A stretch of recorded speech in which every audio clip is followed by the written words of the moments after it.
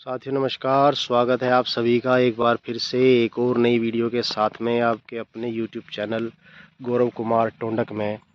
भाइयों, आज मैं आपको एक बहुत महत्वपूर्ण बात बताने जा रहा हूँ, छोटी सी जानकारी आपसे साझा करने जा रहा हूँ कि गन्ने की जो नर्सरी है वो कैसे तैयार करें। नर्सरी से मतलब क्या है कि जब हम अपने खेत में गन्ना लगाते हैं, हर साल गन्ने की बुआई करते हैं, तो सब कहते हैं, वैज्ञानिक भी कहते हैं और जो अच्छे किसान हैं वो भी बताते हैं कि आप अपने खेत में जो भी बीज बोएं वो अच्छा बीज बोएं।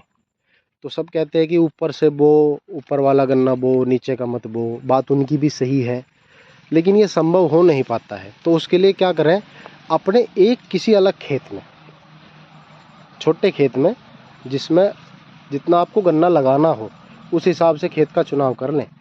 तो उस खेत की देखभाल थोड़ी अच्छे से करें। वो कैसे करें मैं आपको बताऊंगा। जैसे मैंने आपके सामने ही खेत यहाँ पे है हमारा, तो मैं इसी खेत में से बीज अपना तैयार कर रहा हूँ अगले सीज़न की बुआई के लिए। क्योंकि बीज अगर अच्छा होगा तो हमारी फसल ऑटोमेटिकली अच्छी होगी, उसमें हमें ज़्यादा मेहनत भी नहीं करनी पड़ेगी कि बीज ऊपर से लो, बीज का नीचे का मत लो, छांट छांट के लो। तो अच्छा, सब खेतों की देखभाल इतनी संभव नहीं है, इसलिए छोटे से एरिया की देखभाल संभव है।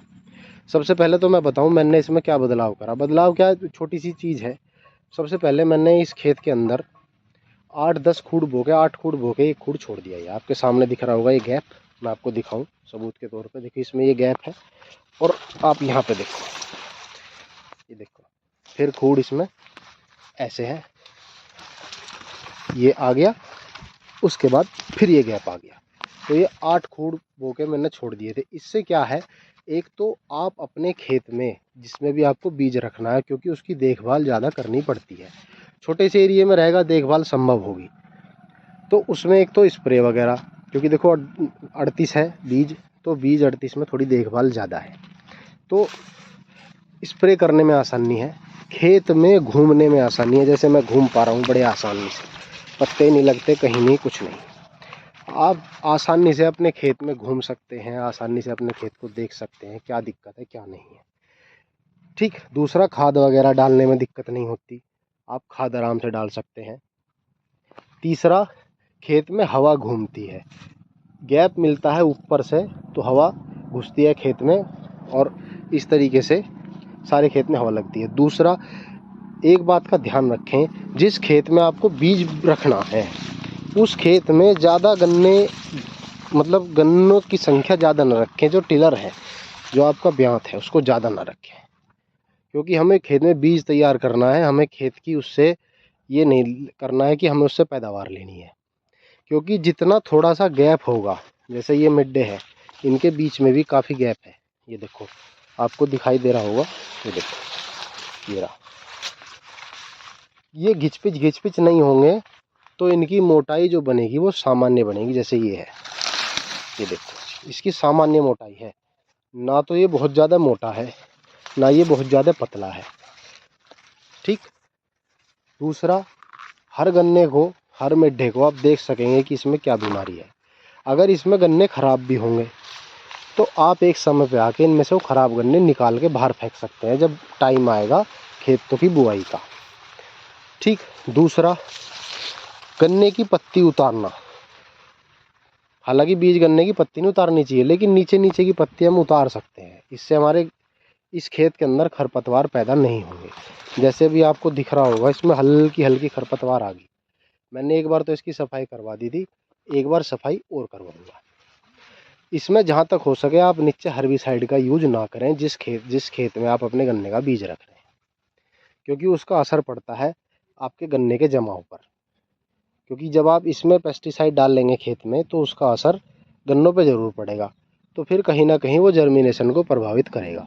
यदि आप नर्सरी लगा रहे हैं, क्योंकि छोटे एरिए में है, तो उसका खर्च आप वहन कर पाएंगे, इसलिए उसकी खुरपे से या हाथों से या दांती से जो उसका खरपतवार है, जो भी घास वगैरह जम रही है, उसको निकलवा दें। अच्छा, तीसरा, क्योंकि छोटा एरिया है इसलिए बीज तैयार करना है तो उसमें थोड़ा खर्च ज़्यादा करना पड़ेगा आपको। इसमें समय समय पे कुछ एक्स्ट्रा खाद्य डालनी पड़ेंगी, माइक्रो न्यूट्रिएंट वगैरह। ये नहीं कि इसमें आप यूरिया बहुत ज़्यादा लगा रहे हैं, डीएपी बहुत ज़्यादा लगा रहे हैं, नहीं।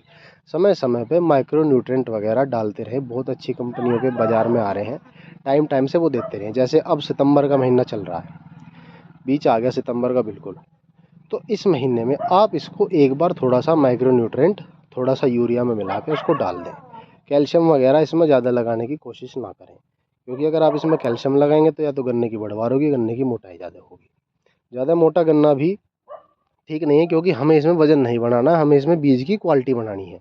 दूसरा, इस गन्ने की बंधाई जहाँ तक हो सके सिर्फ 2 बार रखें। तीसरी बार की बंधाई अगर ज़रूरत हो तो सिंगल मिड्डा ही इसको ऐसे बंधवाएं, ये नहीं कि इसको आपस में मिलवा दें। ठीक है। अगर इसकी ग्रोथ कम रहेगी, गन्ने की लंबाई सामान्य रहेगी, मोटाई सामान्य रहेगी, खेत पे मिट्टी वगैरह ठीक चढ़ी होगी, तो गन्ना नहीं गिरेगा। ये बीज के लिए आपका गन्ना सबसे बेस्ट होगा। तो अगर आप अपने खेत में बीज तैयार कर रहे हैं, नर्सरी तैयार कर रहे हैं, सबको करनी चाहिए। मैंने तो इस बार करके देखी है। शायद 6-7 साल हो गए खेती को संभाले हुए अपनी ज़मीन को।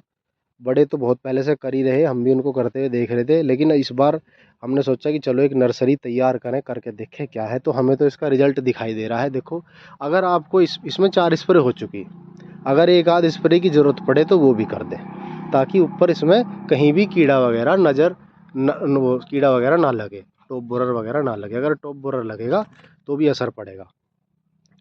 ध्यान रहे खेत में लाल सड़न रोग ना आए, चेक करते रहें समय समय पे। अगर लाल सड़न रोग है तो उसकी दवाई अपने खेत के अंदर ज़रूर डालें।